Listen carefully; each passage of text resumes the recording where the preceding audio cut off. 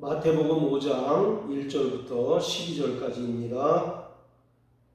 예수께서 무리를 보시고 산에 올라가 앉으시니 제자들이 나온지라 입을 열어 가르쳐 가라사대 심령이 가난한 자는 복이 있나니 천국이 저희 것이니요 애통하는 자는 복이 있나니 저희가 위로를 받을 것이니요 온유한 자는 복이 있나니 저희가 땅을 기업으로 받을 것이니요 의에 줄이고 목마른 자는 복이 있나니 저희가 배부를 것이니요 긍휼히 여기는 자는 복이 있나니 저희가 긍휼히 여김을 받을 것이니요 마음이 청결한 자는 복이 있나니 저희가 하나님을 볼 것이니요 화평케 하는 자는 복이 있나니 저희가 하나님의 아들이라 일컬음을 받을 것이니요 의를 위하여 핍박을 받은 자는 복이 있나니 천국이 저희 것이니라.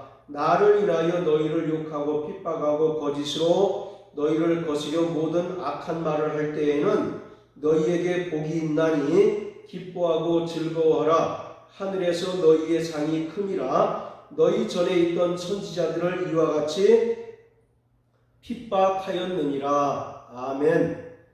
마태복음 5장부터 7장까지는 산상수훈입니다. 그 가운데서 5장 1절부터 12절까지는 산상수훈의 시작 부분으로서 일반적으로 팔복설교라고 합니다. 그런데 이것은 편의상 붙인 이름으로서 어떤 이들은 11절과 12절의 말씀을 근거로 해서 8가지 복이 아니라 9가지 복을 말씀하셨다라고 주장을 합니다.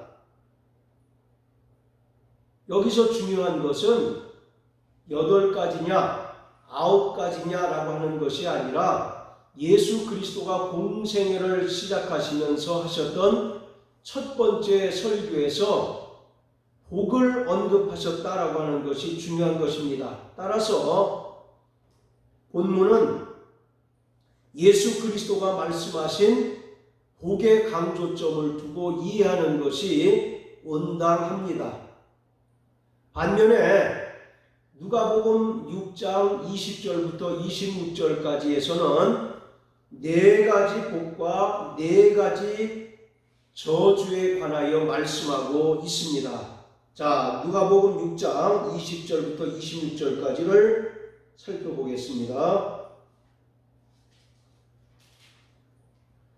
예수께서 눈을 들어 제자들을 보시고 가라사대 가난한 자는 복이 있나니 하나님의 나라가 너희 것이니요 이제 줄인 자는 복이 있나니 너희가 배부름을 얻을 것이니요 이제 우는 자는 복이 있나니 너희가 웃을 것이니요 인자를 인하여 사람들이 너희를 미워하여 멀리하고 욕하고 너희 이름을 악하다 하여 버릴 때에는 너희에게 복이 있도다. 그날에 기뻐하고 뛰놀라. 하늘에서 너희 상이 큼이라. 저희 조상들이 선지자들에게 이와 같이 하였느니라. 그러나 화 있을진저 너희 부요한 자요 너희는 너희의 위로를 이미 받았도다. 화 있을진저 너희 이제 배부른 자요 너희는 줄이리로다. 화 있을진저 너희 이제 웃는 자요 너희가 애통하며 울리로다. 모든 사람이 너희를 칭찬하면 화가 있도다. 저희 조상들이 거짓 선지자들에게 이와 같이 하였느니라. 20절부터 23절까지는 4가지 복에 관한 말씀이고 24절부터 26절까지는 화 있을진저라고 시작하셔서 4가지 저주에 관하여 말씀하고 있습니다. 마태복음 5장의 팔복설교와 상당히 유사점을 가지고 있으면서도 다른 점을 발견할 수 있는데 이것은 당시에 마태 공동체와 누가 공동체가 처한 상황이 각각 다른 점에 착안하여 이해할 수 있습니다. 어쨌든 마태복음 5장 본문을 통해서 예수 그리스도는 이러이러한 자가 복이 있다라고 말씀하십니다. 이는 천국 백성 된 자들의 일상의 삶이 어떠해야 한다는 것을 우리에게 알려주고 있습니다. 다시 말하면 빌립보서 3장 20절의 말씀에 우리는 이미 천국 시민권을 소유한 자들입니다. 따라서 하나님 나라의 백성 된 자들이 이 땅에서 어떻게 살아가야 하며 하나님께서는 이러한 삶을 산 자들에게 어떠한 복을 주실 것인가에 대해서 분명하게 기록하고 있습니다. 뿐만 아니라 이러한 삶을 사는 자들을 위로하고 또 이러한 삶을 계속해서 살아갈 수 있도록 권면하고 격려하는 말씀입니다.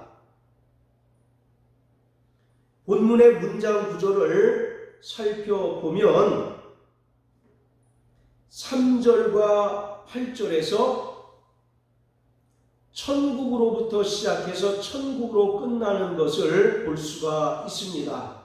이것은 히브리인들이 문장을 기록할 때 대표적으로 사용하는 구조로서 수미상관법 또는 일반적으로는 샌드위치 기법이라고 이야기를 합니다. 머리와 꼬리에 해당되는 부분에 동일한 내용을 반복함으로써 강조하고자 하는 그 의도가 담겨 있는 것을 말합니다. 그리고 3절과 10절이 다른 구절들과 다른 것은 현재 시제로 기록되어 있다는 것입니다. 3절에서 심령이 가난한 자는 복이 있나니 천국이 저희 것이며, 또 10절에서 의를 위하여 핍박을 받은 자는 복이 있나니 천국이 저희 것이며 라고 말씀하심으로써 심령이 가난하고 또 의를 위하여 핍박을 받은 자는 이미 천국을 소유했다라고 말하고 있습니다. 반면에 4절부터 9절까지 해서 말하는 6가지 복은 미래 시제로 기록하고 있습니다. 4절에서 애통하는 자는 복이 있나니 저희가 위로를 받을 것이며, 미래 시제로 기록하고 있습니다. 또 5절에서도 온유한 자는 복이 있나니 저희가 땅을 기업으로 받을 것이며, 역시 미래 시제로 기록하고 있습니다. 이것을 통해서 우리는 예수 그리스도가 말씀하시는 하나님 나라의 개념, 그리고 신약 성경에서 말하는 하나님 나라의 개념은 이미와 아직이라고 하는 두 가지 개념으로 설명하고 있다는 것을 알 수가 있습니다. 즉 이미 임한 하나님의 나라, 그리고 아직 도래하지 않은 하나님의 나라, 이 두 개념으로 하나님의 나라를 설명하고 있는 것입니다. 마태복음 4장 17절에 예수 그리스도가 침례 요한으로부터 침례를 받으신 후에 말씀하신 것이 회개하라, 천국이 가까웠다라고 말씀하십니다. 그리고 마태복음 12장 28절에서 성령을 힘입어 귀신을 쫓아낸 것이면 하나님의 나라가 너희에게 이미 임하였다라고 말씀하십니다. 누가복음 17장 20절 21절에서 하나님의 나라는 여기 있다 저기 있다 하는 것이 아니고 볼 수 있게 임하는 것이 아니라 너희에게 임하였다라고 말씀하고 있습니다. 이처럼 구원받은 하나님의 자녀들에게는 하나님의 나라가 이미 임하였습니다. 뿐만 아니라 하나님의 나라는 아직 도래하지 않은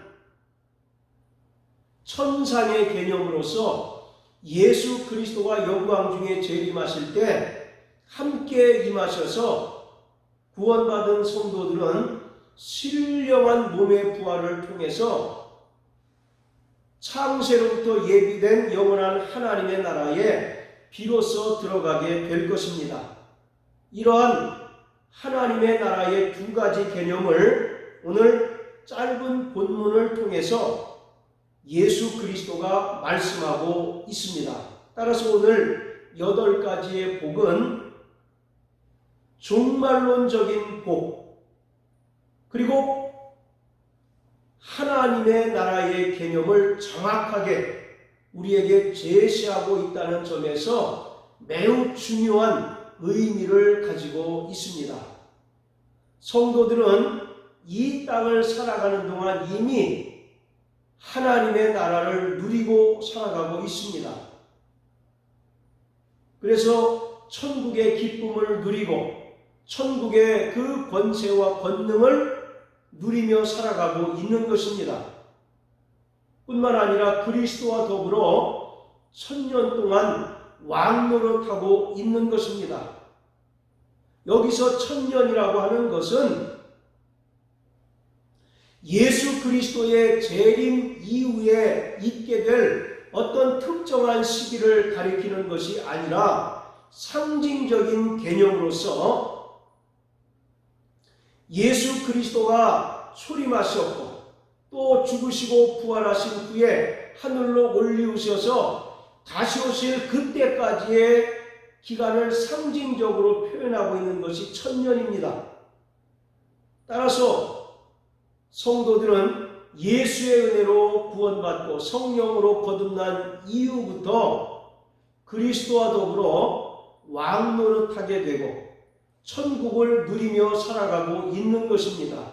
그러다가 장차 예수 그리스도가 천사장의 나팔소리와 호령과 더불어 영광 중에 재림하실 때 이 땅에 살아있는 성도들은 신령한 몸의 부활을 통해서 하나님 아버지께서 창세전부터 예비하신 영원한 하나님의 나라에 비로소 들어가서 그곳에서 영원히 하나님과 더불어 살게 되는 것입니다. 오늘 예수 그리스도가 말씀하신 8가지의 복은 철저하게 세상 사람들이 추구하는 세상적이고 육체적인 복과는 전혀 상반되고 역설적인 개념의 복임을 알 수가 있습니다.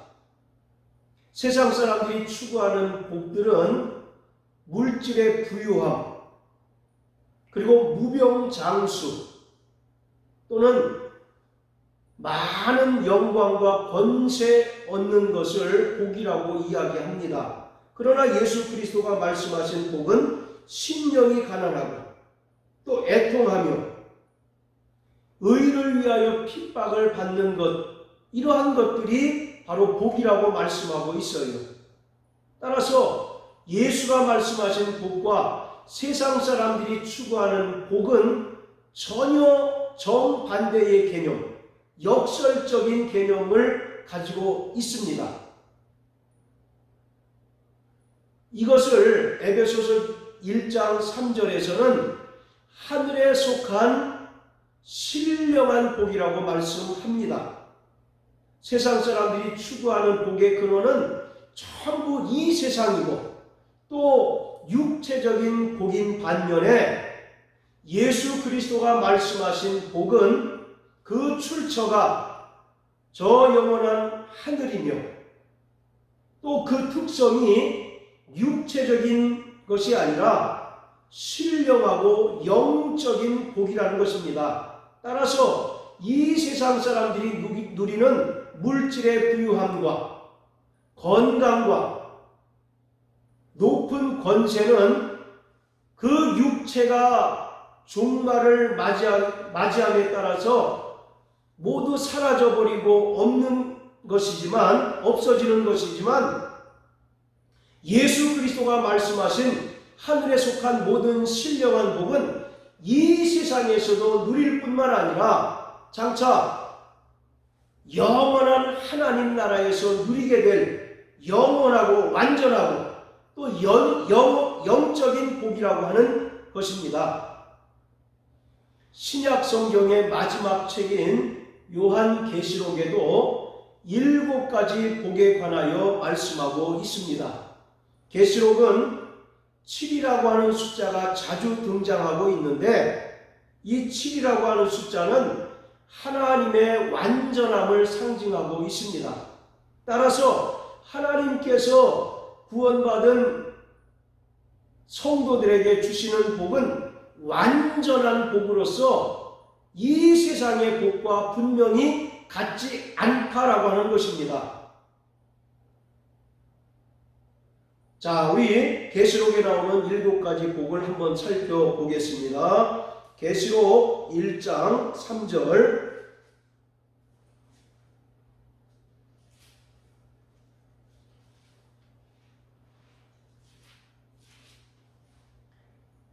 이 예언의 말씀을 읽는 자와 듣는 자들과 그 가운데 기록한 것을 지키는 자들이 복이 있나니 때가 가까움이라. 자, 그리고 14장 13절입니다. 또 내가 들으니 하늘에서 음성이 나서 가로되 기록하라. 작은 이유로 주 안에서 죽는 자들은 복이 있도다 하시매 성령이 가라사대 그러하다. 저희 수고를 그치고 쉬니 이는 저희의 행한 일이 따름이라 하시더라. 자, 그리고 16장 15절입니다. 보라 내가 도적같이 오리니 누구든지 깨어 자기 옷을 지켜 벌거벗고 다니지 아니하며 자기의 부끄러움을 보이지 아니하는 자가 복이 있도다. 자, 19장 9절입니다. 천사가 내게 말하기를 기록하라. 어린 양의 혼인잔치에 청함을 입은 자들이 복이 있도다 하고 또 내게 말하되 이것은 하나님의 참되신 말씀이라 하기로. 자, 20장 6절입니다. 이 첫째 부활에 참여하는 자들은 복이 있고 거룩하도다. 둘째 사망이 그들을 다스리는 권세가 없고 도리어 그들이 하나님과 그리스도의 제사장이 되어 1000년 동안 그리스도 더불어 왕노릇하리라. 그리고 22장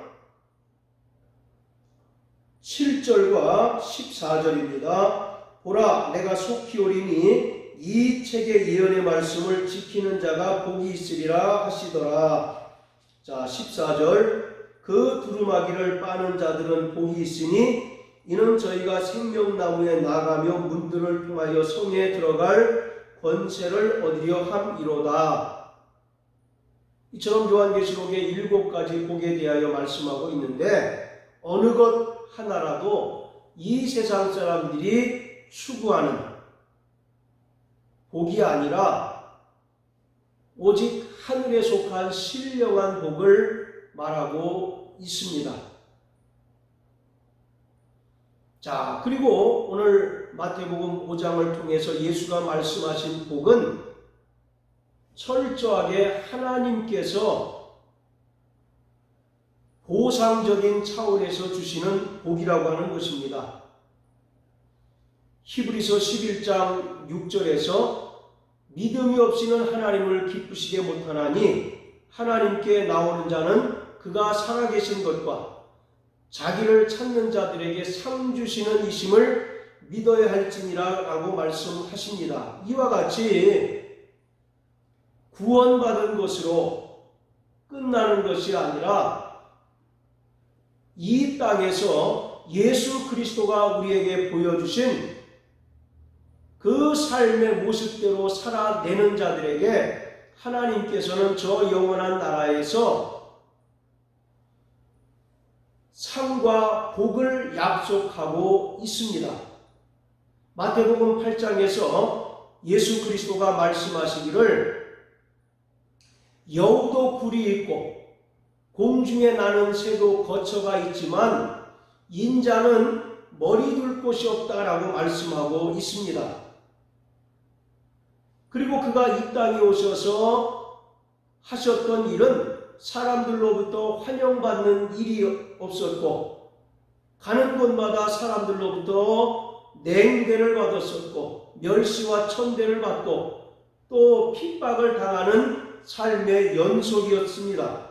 따라서 세상 사람들이 예수 그리스도의 삶을 볼 때 너무나 불행한 삶이었던 것입니다. 그리고 사도행전 7장에 돌에 맞아서 순교한 스데반의 삶을 보면 그보다 더 불행하고 그보다 더 불쌍한 죽음이 없다라고 할 만큼 처참하고 비참한 삶을 살았습니다. 그리고 사도 바울도 그가 가지고 있던 모든 육체의 조건들을 다 배설물처럼 여기고 가는 곳마다 여러 가지 위협과 어려움 속에서도 끝까지 복음 사역을 완수했습니다. 세상 사람들의 관점으로 보면 예수 그리스도나 스데반의 삶이나 또는 사도 바울의 삶이 결코 환영받지 못할 삶이었다는 사실을 알 수가 있습니다. 그럼에도 불구하고 성경은 그들의 삶 자체가 바로 복된 삶이고 그들에게 하나님께서 저 영원한 나라에서 복을 예비해 두셨고 또 상을 예비해 두셨다라고 하는 사실을 분명히 기록하고 있는 것입니다. 그러므로 우리 모든 성도들은 성경에 기록된 하늘에 속한 신령한 복을 사모하고 그 신령한 복을 받기 위하여 이 땅에 살아가는 동안 세상적 가치관에 따라 사는 것이 아니라 성경적 가치관, 또 예수 그리스도가 우리에게 보여주신 그 삶의 모습을 재현하는 것이 우리에게 부여한 사명인 것을 깊이 인식하고 깨달아야만 하는 것입니다. 마태복음 16장 24절에서 예수 그리스도가 말씀하시기를 나를 따라오려거든 자기를 부인하고 자기 십자가를 지고 따라야 한다라고 말씀하고 있습니다. 이것은 철저하게 세상적 가치관과 역행하는 모습으로서의 삶이었던 것입니다. 이러한 삶을 살아내는 것이 저 영원한 하나님의 나라를 소유하는 유일한 길일 뿐만 아니라 하나님의 나라에서 하나님께서 예비하시고 약속하신 그 상과 복을 받는 유일한 길이라고 하는 사실을 우리는 분명히 깨달아야 합니다. 모든 성도들은 이미 임한 하나님의 나라와 아직 도래하지 않은 하나님의 나라 사이에서 살아가고 갈등하고 또 때로는 예수의 이름으로 인하여 핍박을 당하고 욕을 먹는 그러한 삶을 살아가는 자들입니다. 그럼에도 불구하고 우리 안에 하늘의 평안과 하늘의 기쁨과 하늘의 소망이 가득한 것은 세상 사람들이 추구하는 것은 모두 육체와 함께 썩어 없어질 것이지만 오늘 우리가 바라고 오늘 우리가 사모하는 하늘의 복은 결코 없어지거나 썩어지는 것이 아니라 영원히 우리가 소유하는 그러한 신령한 복이기 때문에 비록 잠깐의 고난과 잠깐의 핍박이 있을지라도 영원을 사모하는 그 믿음이 있기 때문에 현재의 삶을 기쁨으로 감당하고 또 소망 중에 인내할 수 있게 되는 것입니다. 히브리서 12장 1절에 보면 예수 그리스도는 그 앞에 있는 즐거움을 인하여 십자가의 부끄러움을 참으셨고 또 후에 하나님 보좌 우편에 앉으셨다라고 말씀하고 있습니다. 그러므로 우리가 바라봐야 할 것은 온전히 믿음의 주요 또 온전케 하신 예수 그리스도입니다. 그리고 예수가 이 땅에서 보여주신 그 삶의 발자취를 따라가는 것이 오늘 우리 성도들 각자에게 주어진 사명이라고 하는 사실을 우리가 분명히 깊이 인식하고 하나님께서 우리에게 베풀어 주신 그 은혜와 또 예수 그리스도가 우리에게 말씀하신 하늘의 신령한 복 앞에 부끄럽지 않은 삶을 살아내야 하는 것입니다. 오늘 산상수훈 그리고 팔복설교는 이 땅에서 구원받고 성령으로 거듭난 자들이 어떠한 삶을 살아내야 하는지를 분명히 제시하고 있는 것입니다. 이러한 삶을 살지 않고서는 결단코 하나님의 아들이라 일컬음을 받지 못할 뿐만 아니라 하나님께로부터 받을 상이 없다는 사실을 오늘 우리는 깊이 인식하셔서 예수가 보여주신 그러한 삶의 모습을 우리가 이 땅에서 재현하는 성도가 될 수 있기를 주의 이름으로 축원합니다.